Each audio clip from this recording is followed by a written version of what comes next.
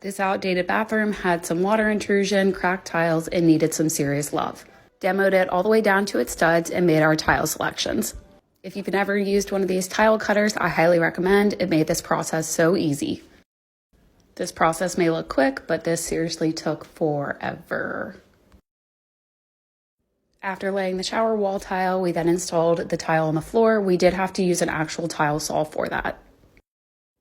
Next up was hanging the wallpaper. This was probably my least favorite thing about the whole project, but it seriously made an impact. This cast iron tub was still in great shape. It just needed to be reglazed. So I bought a glazing kit off Amazon, and this process was seriously so easy, and the finish turned out awesome. After that, we added some window trim and installed a vanity and a mirror.